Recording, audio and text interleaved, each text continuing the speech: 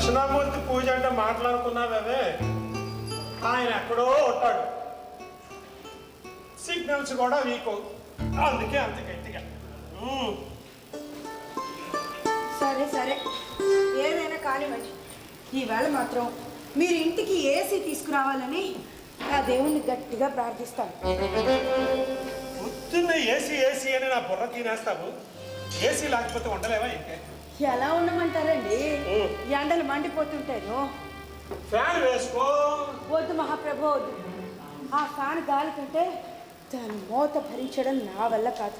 సరే అయితే ఇప్పుడు ఏమంటావు?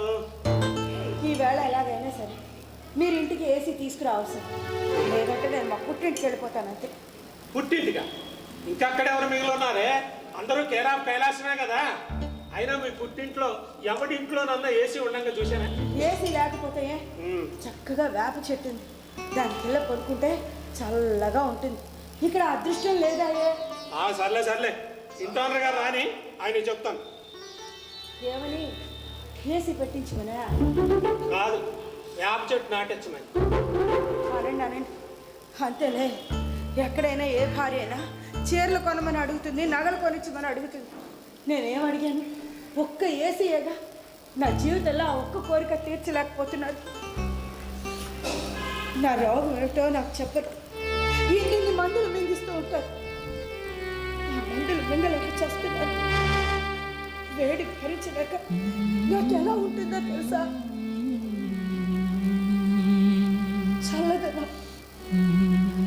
చల్లదనం అనుభవిస్తూ చచ్చిపోవాలి అనిపిస్తుంది. నీకేమో ఇవేమి అర్థం కావు. ఇదంతే నా కర్మ. పోనీలేండి, రేపటి నుండి మందులు వాడటం మానేస్తాను. ఇంట్లో అందరూ నన్ను బ్లాక్మెయిల్ చేసేవాళ్ళేనే. నీ కూతురు చదువుకోమని కాలేజీకి పంపిస్తాను, అది వాడిని ఎవడో ప్రేమించొచ్చింది. వాడికి ఇచ్చి పెళ్లి చేయకపోతే నేను చస్తానని కూర్చుంది. అప్పుడు ఏమన్నావే? మనమైనా పెళ్లి చేయాల్సిందే కదా, దాని కోరిక తీర్చండి అన్నాను. వాళ్ళు కట్నం అడిగి చచ్చారు. ప్రేమ వివాహానికి కట్నం ఏమిటి అంటే నువ్వేమన్నావే? మనమైనా ఇవ్వాల్సిందే కదా, ఇస్తే ఏం పోతుంది, దాని అత్తగారి ఇంట్లో గౌరవంగా ఉంటుంది అన్నారు. అన్నావా లేదా? అన్నాను. అప్పుడు చేసినప్పుడు ఇప్పటి వరకు వడ్డీలు కడుతూనే ఉన్నాను. ఇంకెక్కడి నుంచి తెమ్మంటా నన్ను ఏసీ? ఇకపోతే నీ ముద్దులు కొడుకు, వాడు చదువుకే అయింది 10 లక్షల్లో ఖర్చు. పోనీ వాడి పెళ్ళన్నా జరిగితే ఆ వచ్చిన కట్నం డబ్బులతో అప్పన్న కొంత తీర్చుకుందాం అనుకుంటే వాడెవతనో ప్రేమించొచ్చాను. దానికి నువ్వేమన్నావు? ప్రేమ వివాహానికి కట్నం ఏమిటండి అని ఆ ఖర్చు మొత్తం నాతో అప్పు చేయించి మరీ చేయించావు. ఆ కోడల పిల్లకి బంగారం అన్నావు, వాళ్ళ అత్తగారికి బట్టలు అన్నావు, అన్నీ నా చేతే ఖర్చు చేయించావు. చివరికి తర్వాత పుట్టిన మనవడికి కూడా బంగారం కొలుసు నాతోనే చేయించావు. ఇదిగో జీవితాంతం ఈ దరిద్రం కొట్టు ఉంగరాలు వేసుకొని బతుకుతున్నానే నేను. పోని నీ మాట కాదని లేక వాయిదాల పద్ధతిలో నన్ను ఏసీ తీసుకుందాం అనుకున్నాను. అమ్మో, ఆ ఏసీ వాయిదాలు సరిగా కట్టకపోతే ఆ ఫైనాన్స్ వాడు తిట్టే తిట్లు భరిస్తూ నీచానికి దిగజారలేను, ఉన్న పరువు కూడా పోగొట్టుకోలేను. మహాప్రభు, ఇంకా నేను మిమ్మల్ని ఏసీ అడగను. నేను బ్రతికుండగా మిమ్మల్ని ఏసీ అడగను. ఏంటంటే పొద్దున దెబ్బలాడుకుంటున్నారు? మీకు అది దెబ్బలాటగా వినపడిందా? మేము మాట్లాడుకుంటున్నాంలేండి.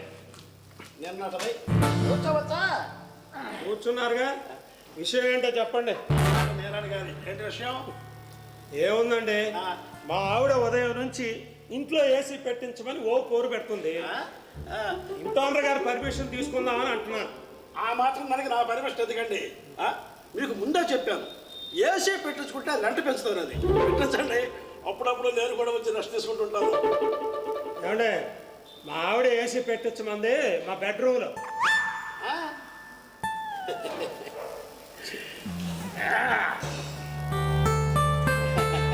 తీసుకోండి, బేవర్స్గా వచ్చిందేగా. ఎందుకే బాధ? దీనికి సిగ్గెందుకు? ఎదుటివాడి మీద పడేవాడికి, బేవర్స్గా తీసుకునేవాడికి సిగ్గు వదిలేయాలి ముందు. సుబ్బారావు గారు, అసలు బేవర్స్ అంటే అర్థం తెలుసా మీకు? బే అంటే భేదాలు లేకుండా, వా అంటే వరుసలు చూడకుండా, ఇరుసు ఇర్స్ అంటే సిగ్గు లేకుండా ఎదుటి వాళ్ళ మీద కూడా బ్రతికబట్టే బేవర్స్ అంటారు. అసలు అలా సిగ్గు శరీరం బ్రతకాలంటే మనసును ఎంతో చంపుకోవాలి మీకే తెలుసండి. అందరూ ఆర్టిస్టులకి రాదు, మహానటులు మాత్రం వస్తుంది ఈ మాటది.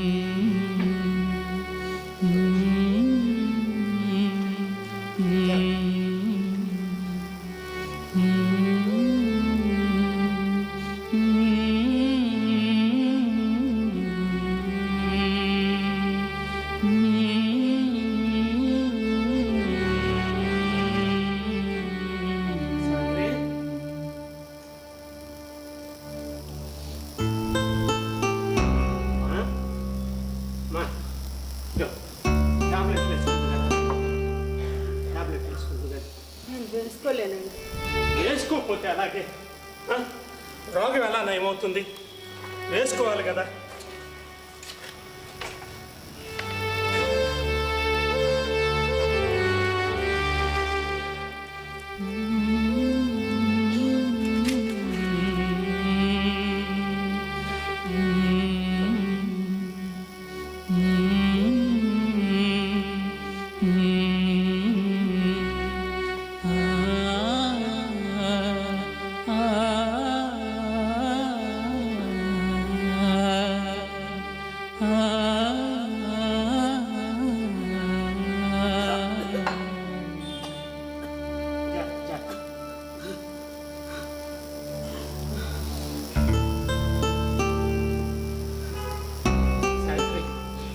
కొన్ని మందులు దొరకలేదు, బయట ట్రై చేయమన్నారు. నేను వెళ్ళి బయట ఆమె దొరికితే తీసుకొని వస్తాను, వేరే మెడికల్ షాప్. జాగ్రత్త, ఇప్పుడే వస్తాను. అమ్మాయి అనితకి ఒక్కసారి ఫోన్ చేయండి. దేనికి? ఫోన్ చేయగానే బండి కొన్నారా నాన్న అంటూ నన్ను ఏమని చెప్పమంటానే? ఇప్పుడు నేను బండి కొనే పరిస్థితుల్లో ఉన్నానా? ఇదిగో నాకన్నిటికన్నా నీ వైద్యం ముఖ్యం, అంతే. అబ్బాయి రఘురామ్ కన్నా ఫోన్ చేయండి. ఈయన ఫోన్ ఎన్నిసార్లు చేయమంటానే? తీసే వరకు చేయాలి.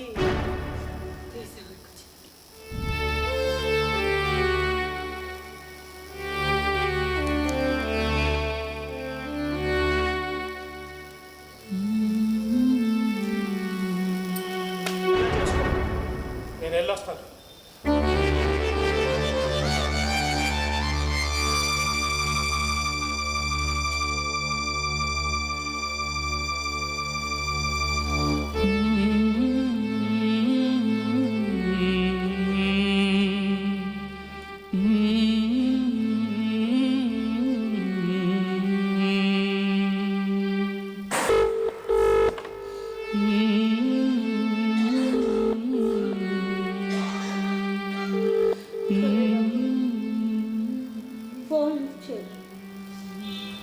నిన్ను చూసి చాలా రోజులైంది.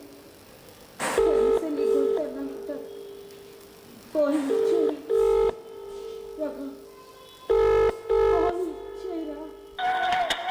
మీరు డయల్ చేసిన సబ్స్క్రైబర్ ఏ కాల్ను స్వీకరించలేదు. దయచేసి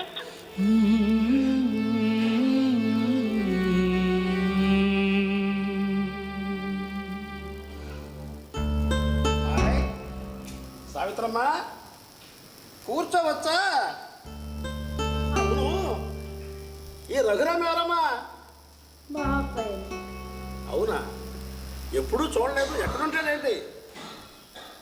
ఈ ఊళ్ళోనే ఉంటాడు. ఈ ఊళ్ళోనా? ఈ ఊళ్ళోనే ఉంటే కనీసం కన్నతల్లి చుట్టాలు రావట్లేదా? మీ అబ్బాయి కంటే ప్రధానమంత్రి నరేంద్ర మోడీ నయమమ్మా. ఎందుకంటే ఎంత బిజీగా ఉన్నా పాపం కళ్ళు చూసి వచ్చేవాడు మహానుభావుడు. మీ అబ్బాయి కూడా ప్రధానమంత్రి అయిన తర్వాత వస్తాడేమో. మా అబ్బాయి విషయం మీకు ఎందుకండి? ఎందుకమ్మా అంత కోపం? ఇందాక మీ అబ్బాయి వచ్చాడు. చాలా ఖరీదైన కారులో వచ్చాడు. ఆవేశం చెబుదామనే వచ్చాడు. వెళ్ళిపోయాడమ్మా, వెళ్ళిపోయాడు.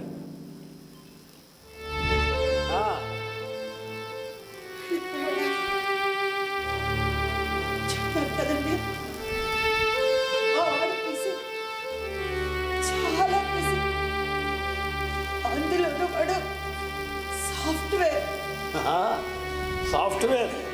మీ అబ్బాయి గుండె మాత్రం హార్డ్వేర్. సావిత్రమ్మ గారు, సావిత్రమ్మ గారు. అదేంటయ్యా కన్నతల్లిని పేరు పెట్టి పిలుస్తున్నావు? కూర్చోండి సార్, కూర్చోండి సార్. కోర్టులో కేసు వేస్తే పిలవరా మరి? కోర్టులో కేసు వేయడం ఏంట్రా? ఏం తెలియకుండా నేను కేసు వేసారా? ఏం మాట్లాడుతున్నావో నాకు అర్థం కావడం లేదురా. నేను అదే అడుగుతున్నాను. అర్థం కాకుండా నీ కేసు వేసారా అని. ముందుండే మాట్లాడుతున్నావా? ఛ!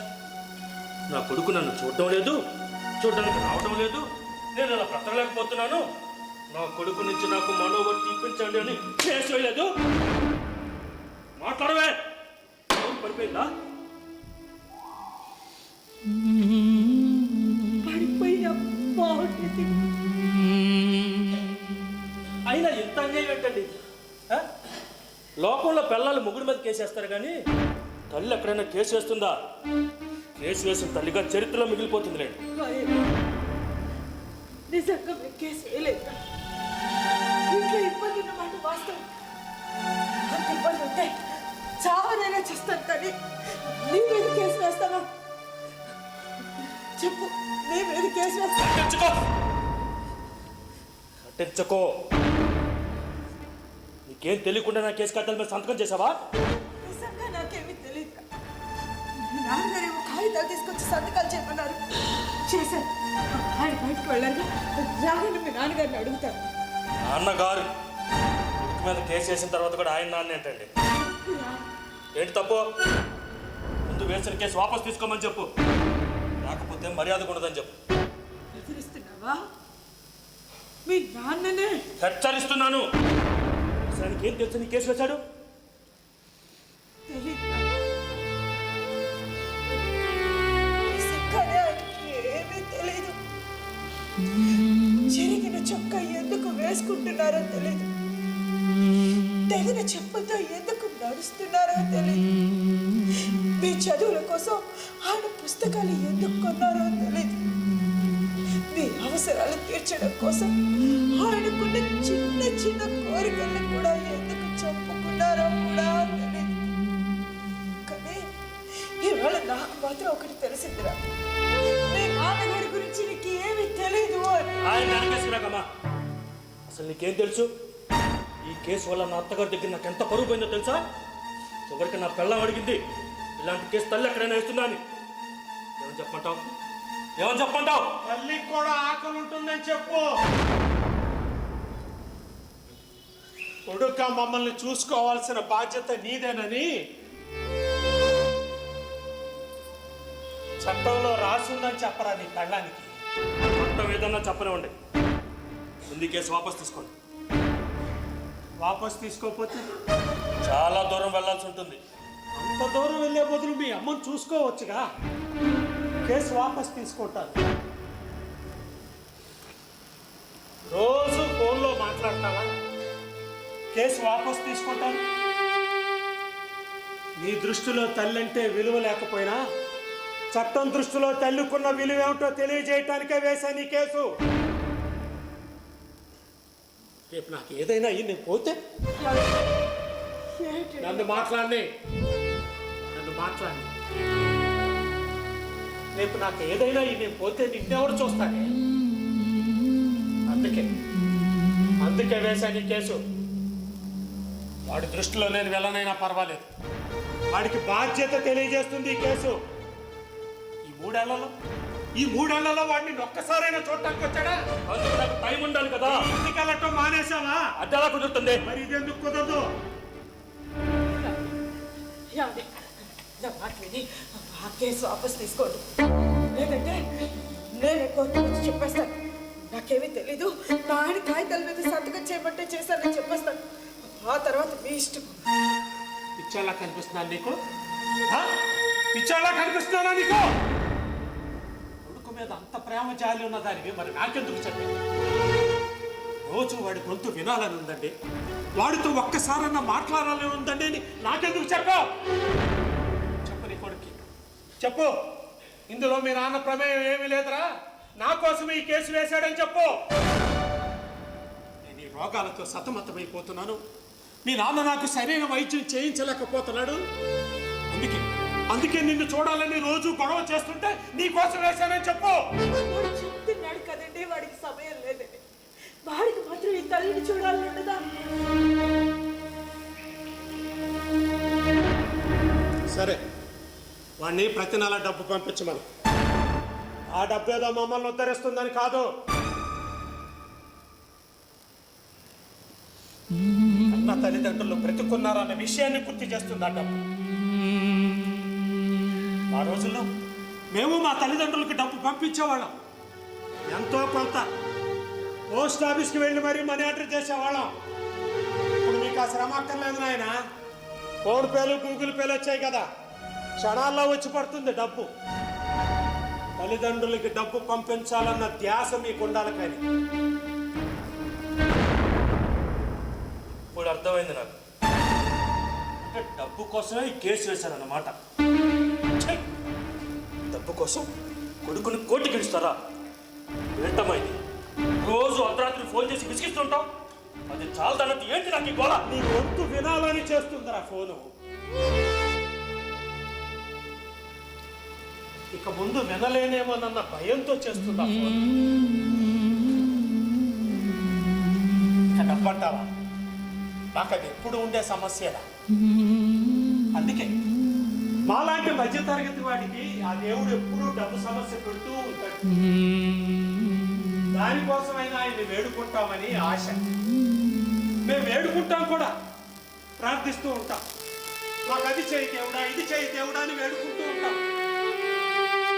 అప్పుడప్పుడు మా కోరిక తీరుస్తుంటాడు. అందుకే మొక్కులు చెల్లించుకుంటూ ఉంటాం. దేవుడి గుళ్ళో హుండి ఎప్పుడు నిండుగానే ఉంటుంది. మాలాంటి మధ్యతరగతి వాడి పరిస్థితి ఎప్పుడు ఖాళీగానే ఉంటుంది. ఆ పండుగ ఉపన్యాసం అంతసేపు మీ సమస్యలు చెప్తూ ఉంటారు, కానీ నా గురించి ఆలోచించరా? నేను కారు కొన్నాను, ఈఎంఐ కట్టాలి. ఫ్లాట్ కొన్నాను, ఈఎంఐ కట్టాలి. చివరికి ఫోన్కి కూడా ఈఎంఐ కట్టాలండి. ఈఎంఐని ఎలా కట్టాలా నేను సతమతం పడిపోతూ ఉంటే ప్రతి నెల మీకు డబ్బు ఎలా పంపాలి? మీ అమ్మ కూడా ఒక ఈఎంఐ అనుకో. మీ అమ్మ కూడా ఒక ఈఎంఐ అనుకో.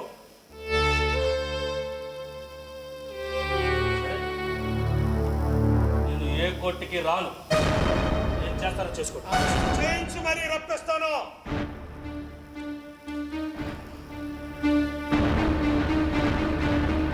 ఫస్ట్ చేయించి రప్పిస్తాను.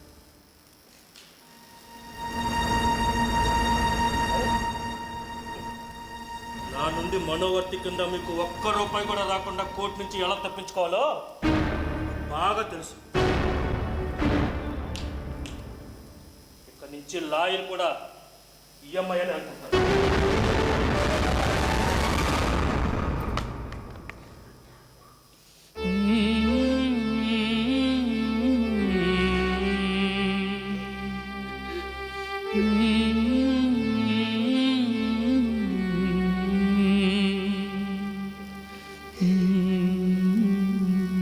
నేను తప్పు చేశానా సావిత్రి? లేదండి, మీరు ఎప్పుడు తప్పు చేయరు. వాడు మిమ్మల్ని అన్నది మాటలంటూ ఉంటే వాడిని చెప్పించాలి అన్నంత కోపం వచ్చింది. కానీ కన్ను బిడ్డ కదా, ఏమీ అనలేకపోయాను.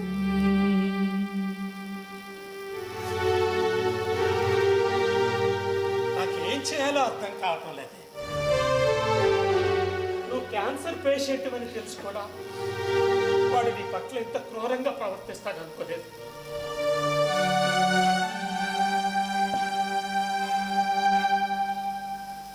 సావిత్రి,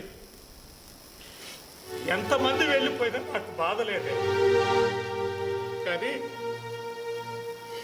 నువ్వొక్కదానివి నాతో ఉండు చాలు. ఎంతటి దరిద్రాన్నైనా ఆనందంగా అనుభవిస్తాను.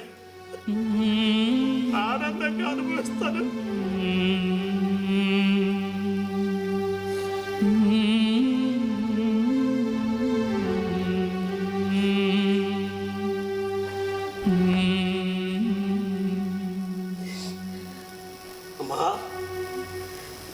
సావిత్రమ్మ, ఎన్నాళ్ళు నాకు పిల్లలు లేరని బాధపడుతూ ఉండేవాడిని. నీ కొడుకుని చూసిన తర్వాత ఇలాంటి పిల్లలు లేకపోవటం నయమనిపిస్తుంది. అతను నీ కొడుకులా లేడమ్మా, ఏదో జన్మలో అప్పులలో ఉన్నాడు. అతని బాకీ జన్మకి తీరేదని. సరేనమ్మా.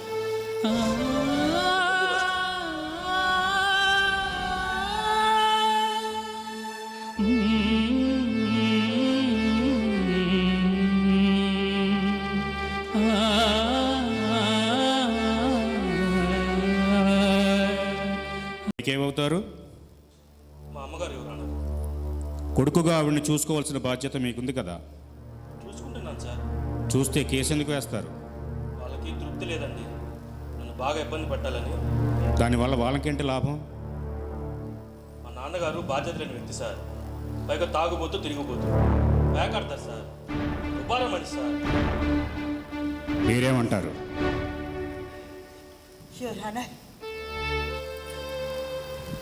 నేను మాట్లాడచ్చండి. ఆయన అడిగితే మీరు మాట్లాడతారంటారేంటమ్మా?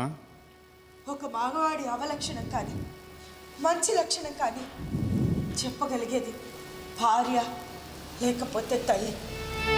ఈయనతో 30 సంవత్సరాలు కాపురం చేశాను కాబట్టి మా వారి మంచి ఏమిటో చెడ్డ ఏమిటో చెప్పగలిగిన అర్హత నాకు మాత్రమే ఉంటుంది ఎవరాను. అందుకే ఆయన గురించి మాట్లాడే అవకాశం ఇవ్వమని వేడుకుంటున్నాను. ఎవరన్నా ఆవిడ మాట్లాడిస్తే ఆయన తరపునే మాట్లాడుతున్నాను. న్యాయం అనేది చెప్పదు. ఇక్కడ న్యాయం ఏదో అన్యాయం ఏదో చెప్పవలసింది నేను. దయచేసి కాసేపు మీరు మాట్లాడకుండా ఉంటే బాగుంటుంది. ఎవరానా సదరు రఘురామ్ గారు చెప్పిన దాంట్లో ఒకటి మాత్రం నిజం. ఆయన అన్నట్టు నా భర్త దుబారాపరుడే. ముమ్మాటికి నా భర్త దుబారాపరుడే. మీరు ఏం మాట్లాడుతున్నారో ఆలోచించే మాట్లాడుతున్నారా? అన్నీ ఆలోచించే మాట్లాడుతున్నాను యువరాణి. నా భర్తే కాదు యువరాణి, బాధ్యత గల ప్రతి భర్త దుబారాపరుడే. క్షమించాను మీతో సహా. ఎందుకంటే మీరు మీ గురించి ఆలోచించుకోరు, మా గురించి ఆలోచిస్తారు. మాకేం కావాలో చూస్తారు, అంతే తప్ప మమ్మల్ని సమాజంలో ఉన్నతంగా ఉంచే దిశగా మీరు చేసే ప్రతి రూపాయి దుబారా. అందుకనే అలా అన్నాను యువరాణి. యువరాణి, ఈ రఘురామ్ గారు అన్నది నిజమే. వీరి చెల్లెలు పెళ్ళి మాకు ఇష్టం లేకపోయినా తనని ఇష్టపడింది అని చెప్పి ఆ పెళ్లిని చేశాం. ఆ పెళ్లిలో ప్రతి ఖర్చు, కట్న కానుకల నుంచి సారెల వరకు అన్ని సక్రమంగా జరిపించాం. ఆ విషయంలో వెనకుండి నా భర్త చేత ప్రతి రూపాయి ఖర్చు పెట్టించింది నేనే. ఆ దుబారా చేయించింది కూడా నేనే. అంతేకాదు, ఈ రఘురామ్ గారు వారు కూడా ఇష్టపడి పెళ్లి చేసుకున్నారు. ఆ పెళ్లిలో కూడా ప్రతి రూపాయి నా భర్త ఖర్చు పెట్టాడు. వాళ్ళ అత్తగారికి కొనే పట్టు చీరతో సహా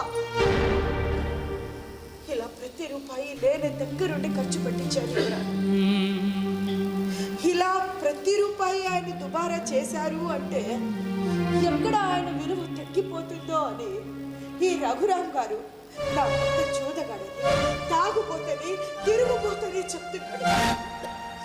నిజమే యువరానర్, నా భర్త తాగుపోతే ఎక్కడ 2 పూటల కాఫీ తాగితే డబ్బులు ఖర్చు అయిపోతాయో అని తను కాఫీ తాగడం కూడా మానుకున్న నా భర్త తాగుపోతే యువరానర్, నా భర్త తిరిగిపోతే, బండి కొనుక్కుని ఆఫీస్కి వెళ్తే ఎక్కడ డబ్బులు ఖర్చు అయిపోతాయో ఆ డబ్బులుంటే పిల్లలకి, నా వైద్యానికి ఉపయోగపడుతుందని చెప్పి ఆఫీస్కి నడుచుకుంటూ వెళ్ళి నడుచుకుంటూ వచ్చిన నా భర్త తిరిగిపోతే ఎవరానా,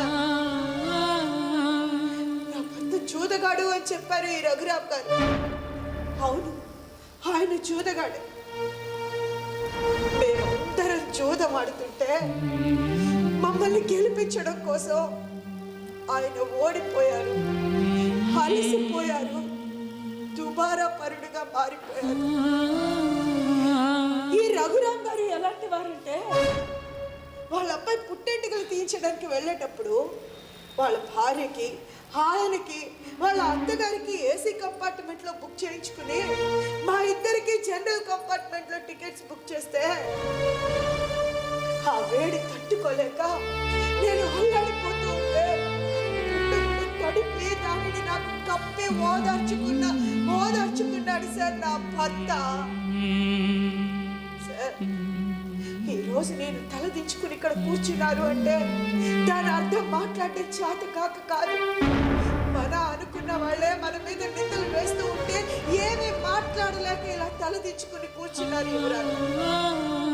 కన్న బిడ్డలే తల్లిదండ్రులు రోడ్డున వేస్తూ ఉంటే ఏ తల్లిదండ్రులు బిడ్డల్ని రోడ్డు మీదకి లాగాలి అనుకోరు ఎవరన్నా. మరి కేసు వేయడం అనేది రోడ్డుకు లాగడమే కదమ్మా. మీరు చెప్పిన దాని ప్రకారం మీ భర్త మీరు కలిసి కేసు ఎందుకు వేసినట్టు? స్వార్థం ఎవరన్నా. ఎక్కడ తన చేయి దాటిపోయి నాకు వైద్యం చేయించలేను అన్న భయంతో ఈ కేసు వేసి ఆయన ఇలా కూర్చున్నారు. ఇప్పటికి కూడా మేము ఈ కోర్టుకి రావడానికి కారణం ఒకటి, మా కొడుకు నుంచి మాకు ఏదైతే కావాలి అని మేము కోరుకుంటున్నామో దయచేసి దాన్ని మాకు ఇప్పించవలసిందిగా కోరుతున్నాను. రఘురామ్, మీరు మీ నాన్నగారికి డబ్బు ఇచ్చినట్టు కానీ అకౌంట్లో వేసినట్టు కానీ ఆధారాలు ఉన్నాయా? ఆధారాలు ఏమైనా ఉంటే తర్వాత నిరూపించుకోండి. ప్రస్తుతానికి ఇంటీరియం మెయింటెనెన్స్ ఆర్డర్ కింద ఆమెకు మనోవర్తి చెల్లివలసిందిగా తీర్పిస్తున్నాను. The court is ఎడ్జార్న్.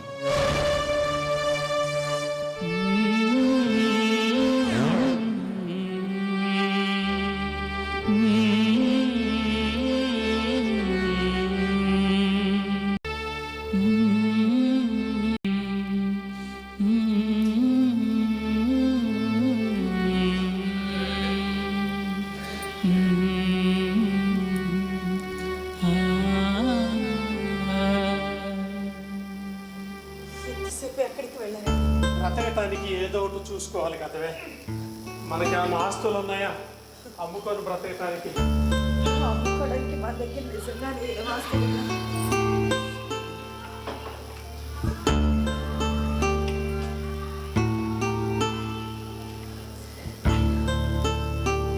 నువ్వు టాబ్లెట్ వేసుకున్నావా? లేదు. వేసుకోకపోతే రోగం ఎలా వస్తుంది? నీతో వేగలేకపోతున్నానే. ఈ రోగం ఏదో నాకు వచ్చినా బాగుండు. సుబ్బారావు గారు, ఈరోజు పేపర్ చూసారా? మా పేపర్ మమ్మల్ని ఎక్కడ చూడనిస్తున్నారండి? మా పేపర్ మేము చూడాలన్నా మీ పర్మిషన్ కావాలి. ఇంతకేంటి విషయం? కూర్చోవచ్చా? కూర్చున్నారుగా, ఏంటో చెప్పండి. ఈ మధ్య మీరు ఎక్కువగా అప్పులు చేస్తున్నారండి. అవసరం అయితే చేస్తామండి, చేయకు తప్పుతుందా? ఏ మీ ఇంట్లో అద్దెకున్న వాళ్ళు అప్పులు కూడా చేయకూడదని మరో రూల్ ఏమైనా పెడతారా ఏంటి? అలాంటి రూల్ పెట్టాల్సిందే.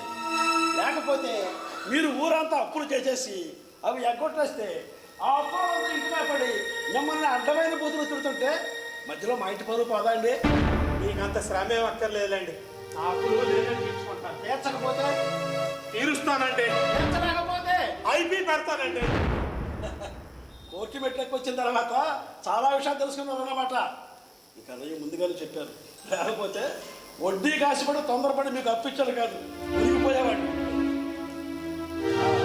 వచ్చిన విషయం ఏంటంటే ఏమిటో రేపటి నుంచి మీకు ఎక్కడ ఒక రూపాయి కూడా అప్పు పుట్టదండి.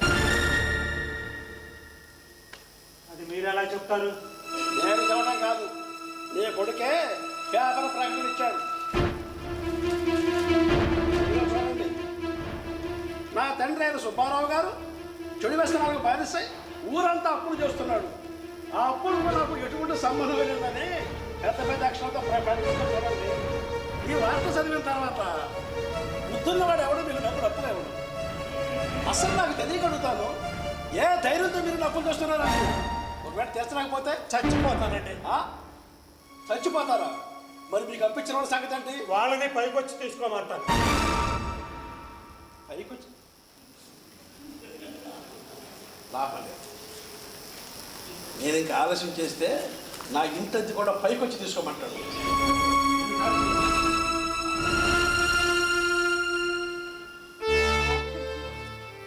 మన ఇంటి పనులు పేపర్కి ఎక్కించాడన్నమాట. ఎలాగైనా సంతోషించవే, మన పేర్లు పేపర్లన్నా వేయించాడు. ఇంకా వీడు మనల్ని ఎప్పటికీ అర్థం చేసుకుంటాడండి. సావిత్రి, ఈ లోకంలో అతి కష్టమైంది ఏంటో తెలుసా? ఎదుటి మనిషిని అర్థం చేసుకోవాలి. వాళ్ళ అప్పులన్నీ ఎలా తీరుస్తారు? వాళ్ళవి డబ్బులే కదా. నువ్వేం కంగారు పడుతు, నేను అన్ని ఏర్పాట్లు చేశాను. నువ్వు మందులు జాగ్రత్తగా వాడు చాలు. నాకు అయినా మన కోర్టులో కేసు వేసి తప్పు చేస్తామేమో అనిపిస్తున్నాను. ఆ రోజు కోర్టులో అందరినీ అబద్ధాలు చెప్తూ ఉంటాను. ఆ రోజే నా అప్పులన్నీ విడిపోయాయి. అన్నిటికంటే విచిత్రం ఏమిటంటే, కోర్టులో భగవంతుడి మీద ప్రమాణం చేసి నిజం చెప్పండి అంట. మరి అన్నీ అబద్ధాలు చెప్తూ ఉంటే ఆ దేవుడు ఉలకడు పలకడే కోర్టు గోడలు బద్దలు కొట్టుకుని బయటికి రాకుండా బద్దకిస్తాడే. అలా బద్దకించేవాడిని దేవుడు అని ఎలా అంటారండి? దయచేసి ఇంకా నాకు వైద్యం ఆపేయండి. కేసు కావాలని మిమ్మల్ని ఇంకెప్పుడు అడగను. ఇప్పటికే నా గురించి చాలా డబ్బు ఖర్చు పెట్టాను. అయినా ఎంతో చూస్తున్నాను. భార్య అనారోగ్యంతో ఉందంటే విడాకులు ఇవ్వడానికి ప్రయత్నం చేస్తున్నారు. మీరు అలా కాదండి, ఆపేయండి. నాకు ఇంకా వైద్యం ఆపేయండి. ఈ రోగాన్ని నేను భరించలేకపోతున్నాను. ఆపేయండి.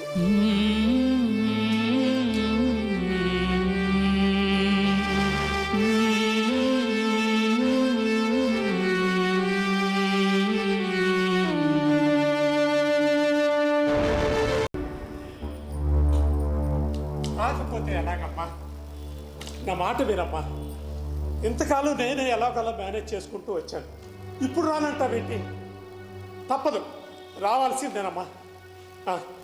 రావాలి.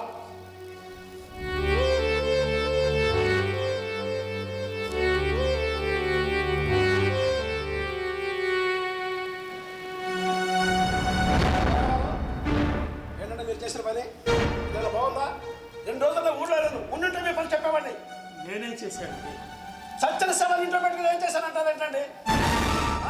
అది కాదండి, మా అబ్బాయి రావాలి కదా, వాడి కోసం ఎదురు చూస్తున్నానండి. ఎలా వస్తాడండి? మీ ఇద్దరికి మాట్లాడలేక ఎలా వస్తాడో? అయిపోయింది, వాడు అమ్మ అండి. వాడు తప్పకుండా వస్తాడండి. వస్తాడో రాడో నాకు తెలియదండి. ముందు శవాన్ని బయటపడండి. ఏమిటండి ఇది? విషయం తెలిసి మీరు నన్ను ఏదో పరామర్శించడానికి వచ్చారనుకున్నాను. ఇంత కఠినంగా ప్రవర్తిస్తారనుకోలేదండి. అదంతా నాకు అనవసరం అండి. శవాన్ని బయటపడండి, అది రూలు. నేను అలా అనుకోలేదండి, నేను అలా అనుకోలేదు. మా అమ్మ చనిపోయింది, ఇంట్లోనే ఉంచాను. మా నాన్న చనిపోయాడు, ఇంట్లోనే ఉంచాను. మనిషి శరీరంలో ప్రాణం పోయినంత మాత్రాన విలువ తగ్గదండి నా దృష్టిలో. అమ్మైనా, నాన్నైనా, తమ్ముడైనా, చెల్లైనా, ఆఖరికి మీరైనా ఉంటాయి. అవన్నీ మీ సొంత కొంపల్లో కుదురుతాయండి, కానీ ఇది అద్దె కొంప. ఇక్కడ అలా కుదరదు. ఇక్కడ మా సాంప్రదాయం ప్రకారం నడవాలి. చివరికి నేను పోయినా అంతే. నాకు ముందే తెలిస్తే నేను అసలు ఇంట్లోనే చాలు, బయట వస్తాను. అలాగే చొద్దరు గారు ఇక మీతో నాకు మాట్లాడవసరం. ముందా శవాన్ని తీస్తారా తీరా?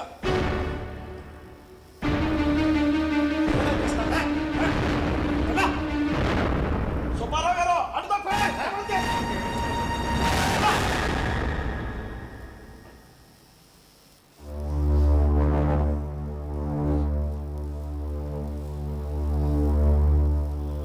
నా ఇంట్లో ఉంటూ నన్నే పడతావు. నీ అంతు చూస్తాను. తిట్టుకున్న చోట చెప్పుకోపో. శవాన్ని ఎలా బయటపడాయో అది చూస్తా.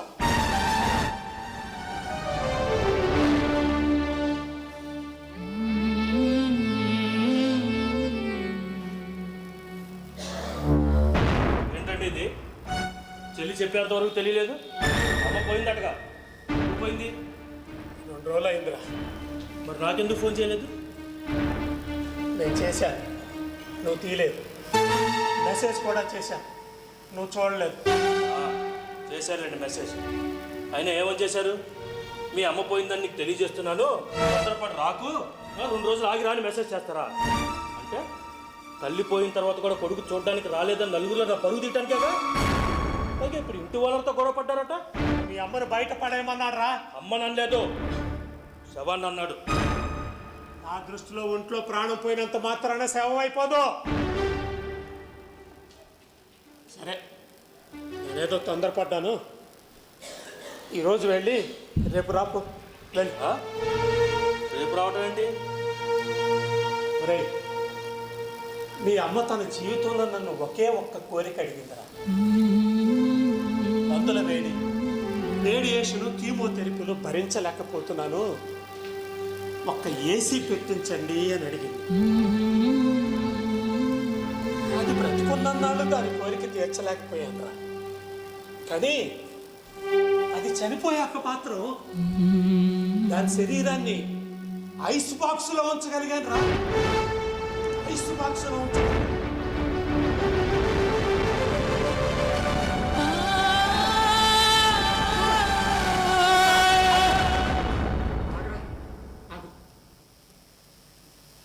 ఈ 2 రోజులన్నా దాని శరీరాన్ని ఆ చల్లదనం అనుభవించని.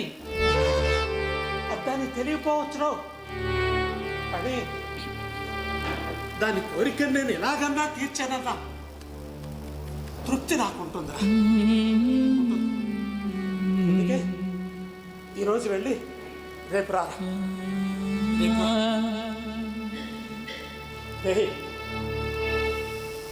రాకుండా ఉండేవు.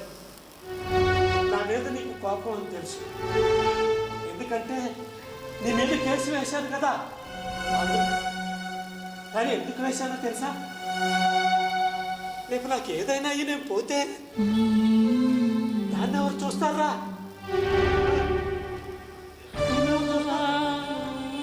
అది పిచ్చిదిరా. దానికి ఎవరిని ఏమి నోరు తెచ్చి అడగటం చేత కాదు. అందుకే నేను పోతే మీ అమ్మను చూసుకోవాల్సిన బాధ్యత నీ మీద ఉందని గుర్తు చేయటానికే వేశాను ఈ కేసు. అందుకే వేశాను. అందుకే ఒక్క దేశం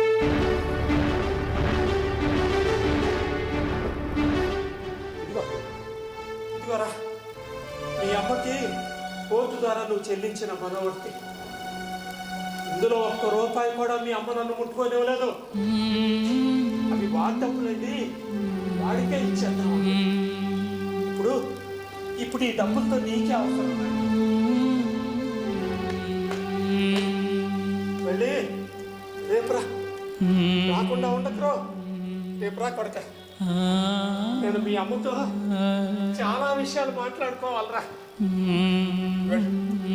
వెళ్ళి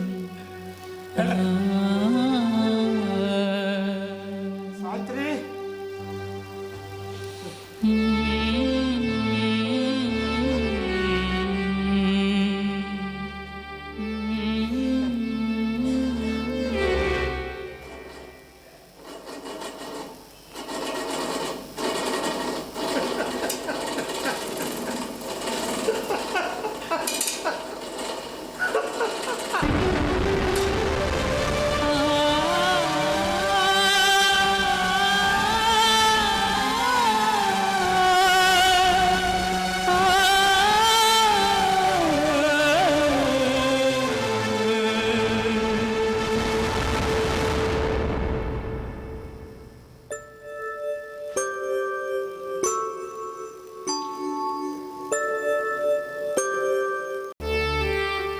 నాదే. మా ఆవిడ అడిగింది నన్ను, రేపు నేను పోతే నన్ను కూడా బయటపడేసి ఇంట్లో ఏడుస్తావానని. ఆ క్షణం నాకు అనిపించింది నేనంత తప్పు చేస్తున్నాను అని. సుబ్బారావు గారు, నేనెంత బేవర్స్గా ఇతరుల మీద పడి బ్రతికినా నాకు మనసు ఉంటుంది. ఆ తల్లి చేతి కాఫీ తాగిన విశ్వాసం ఉందండి. అందుకే నేనేమి అనలేదు. నీ కొడుకు వచ్చే వరకు శవాన్ని ఇక్కడే వచ్చు, నేను కూడా నీ కూడా ఇక్కడే ఉంటాను.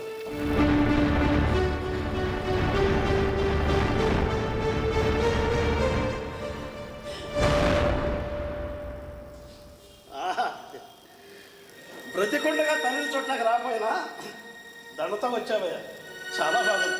ఏమండి, మా పర్సనల్ విషయాలు మీకు అనవసరం.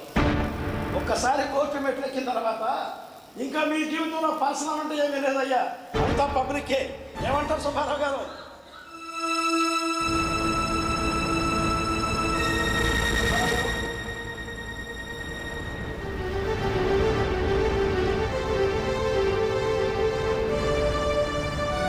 సుబ్బారావు గారు,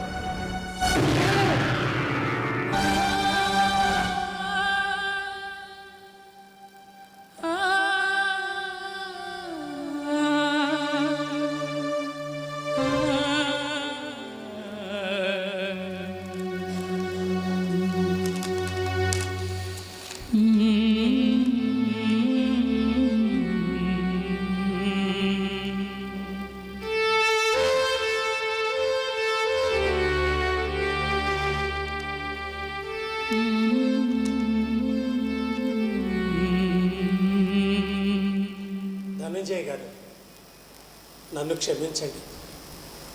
మీ మీద చేయి చేసుకున్నాను, నాకు తప్పే. నా భార్యను బయటపడేయమన్నందుకు నాకు కోపం వచ్చింది, అందుకే చేయి చేసుకున్నాను. నా జీవితంలో నా పిల్లల మీద కూడా ఎప్పుడూ చేయి చేసుకోలేదు, కానీ మీ మీద చేయి చేసుకున్నాను. నన్ను క్షమించండి. నేను ఓడిపోయానండి. ఈ జీవితం నాకు తృప్తి లేదు. నా సావిత్రి లేని జీవితం వృధా అనిపిస్తుంది. అందుకే దానికి తోడుగా వెళ్ళిపోదామని నిశ్చయించుకున్నాను. మీ ఇంట్లో ఆత్మహత్య చేసుకుంటున్నాను. నేను మీ ఇంట్లో ఆత్మహత్య చేసుకున్న విషయం బయట వారికి ఎవరికీ తెలియనివ్వద్దు. అది మీకు చెడ్డ పేరు. నేను ఇలా చనిపోతున్నందుకు దయచేసి నన్ను మన్నించండి. సెలవు.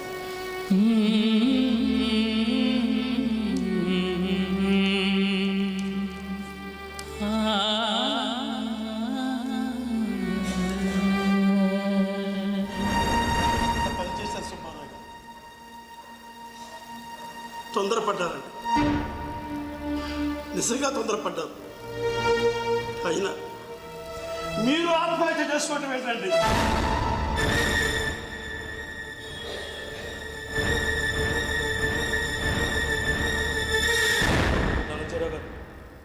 దయచేసి మా నాన్న ఆత్మహత్య చేసుకున్న సంగతి బయట ఎక్కడ తెలియను ఒకటి సార్.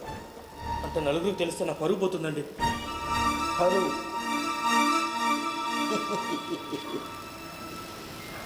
పరువు పరువు పరువు దీనమ్మో పరువు. ఆ పరువుకు పెద్ద బరువుని ఎప్పుడు తెలుసుకుంటామయ్యా? తను చావు ద్వారా నా ఇంటికి చెడ్డ పేరుతుందని ఆలోచించిన మహానుభావుడయ్యా నీ తండ్రి. అలాంటిది నీ భవిష్యత్తు గురించి ఎంతలా ఆలోచించి ఉంటాడో ఒక్కసారైనా ఆలోచించావా?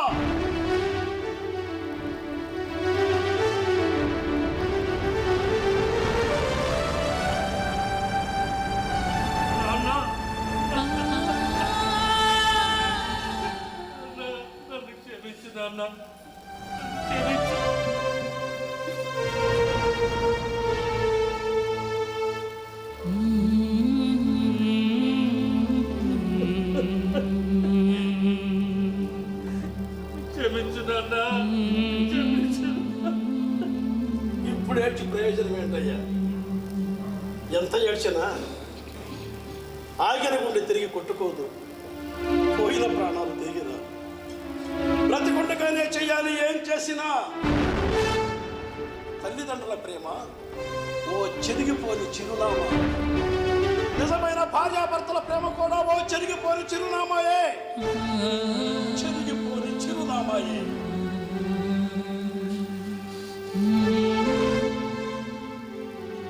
నేను లేనని తెలిసాక విషాదాశ్రువులను వర్షిస్తాయి నీ కళ్ళు, కానీ అదంతా నా కంటపడదు. ఆ విలాపం మీద ఇప్పుడే నా సమక్షంలో కానిస్తే పోలా. నీవు వేసే పుష్పగుచ్చాలు నా పార్థివ దేహం ఎలా చూడగలదు? అందుకే అవేవో నేను ఉన్నప్పుడే పంపరాదా, చూసి మురిసిపోతాను. నేను పోయిన తరువాత నా గురించి 4 మంచి మాటలు పడతాను, కానీ అప్పుడు అది నా చెవిన పడదు. అందుకే ఆ మెచ్చేదేదో నేను ఉన్నప్పుడే మెచ్చుకోరాదు.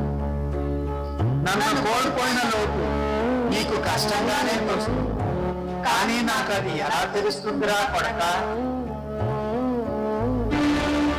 ఇది హర్ష క్రియేషన్స్ విజయవాడ వారి నాటిక చెరిగిపోని చిరునామా.